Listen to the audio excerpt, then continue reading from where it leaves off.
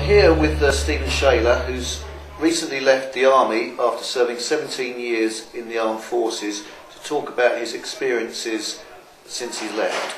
Hello, Stephen. Hi. What forces did you serve in? First time round I was in the Royal Army Corps. I then left the Royal Army Corps and I was private armed protection for the Ministry of Defence.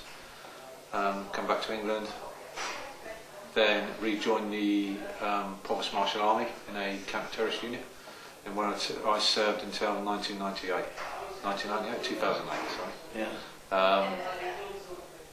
Then returned to City Street in 2008, April 2008.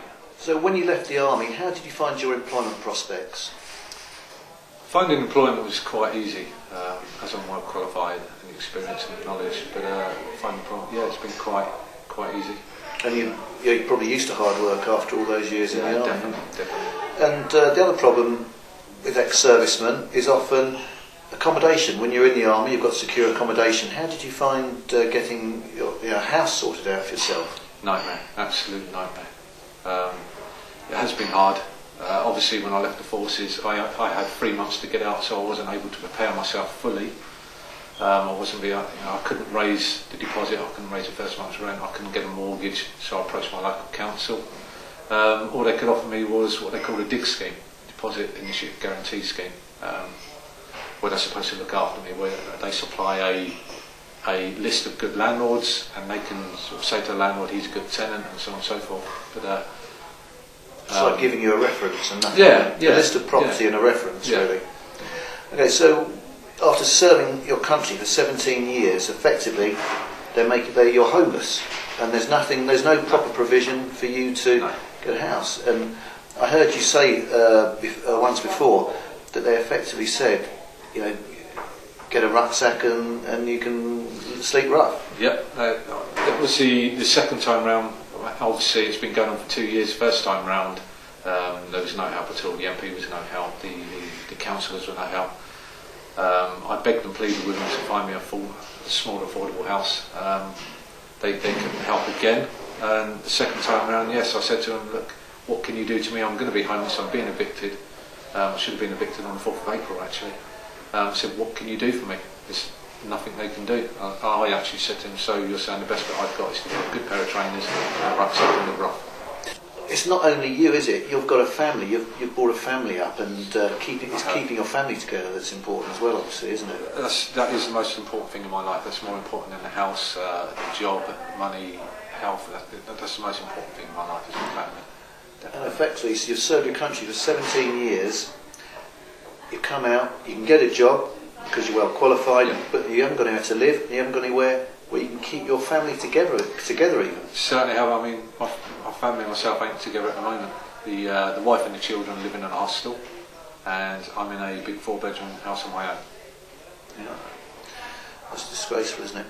And what sort of help of any of the council or the MP, have you been to see them at all?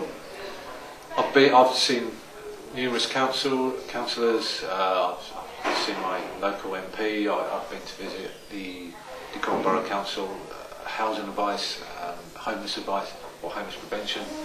Not interested. The British Legion have been a help there, haven't they? British Legion have been tremendous help, absolutely brilliant. And didn't the MP try and make small gestures as if that to make you what he would think make you feel better about it, inviting you on a parade or? He invited me to award me my veterans badge at a British Legion do. Smoke and mirrors as far as I'm concerned. Didn't help me in any shape or form. And now, after serving 17 years, how old are you now? 43. 43. You're thinking now of re-enlisting. Am I right? I'm actually in the process of re-enlisting. Yeah.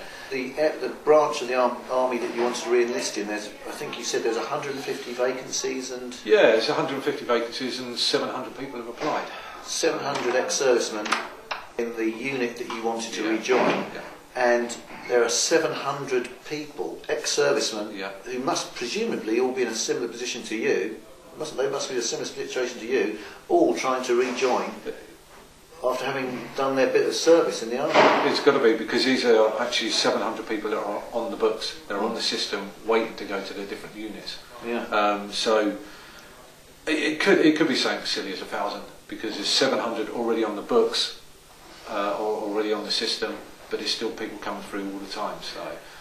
And you'd be willing to re-enlist until you're 55, is that right? Yeah.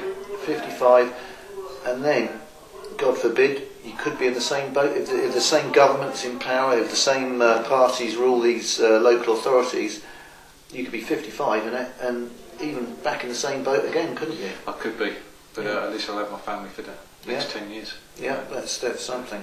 But that just goes to show that this government really doesn't care about how it treats its ex-servicemen, and with this unemployment in the country, they're all, they've got to face nothing but the prospect of re-enlisting, and houses are being given away to people who come in the country for 5 minutes, and our own ex-servicemen have got nothing. It's just disgraceful, isn't it? Thank you very much. Yeah, no problem at all. Yeah.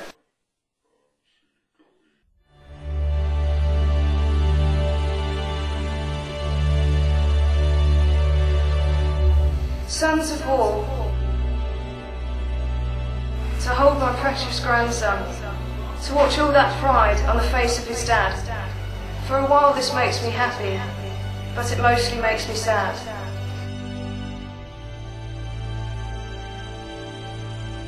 Will this tiny little baby ever chuckle to his dad? Or will Dad be a fading photo, just a story that makes him sad?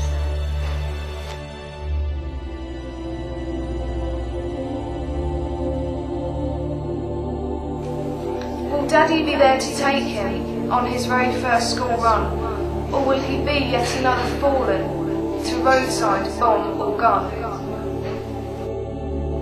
Will his dad be there to help him when he takes that driving test?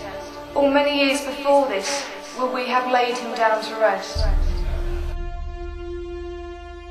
If the bloody politicians sent their own sons off to fight, only then would we hear them say, this war just isn't right.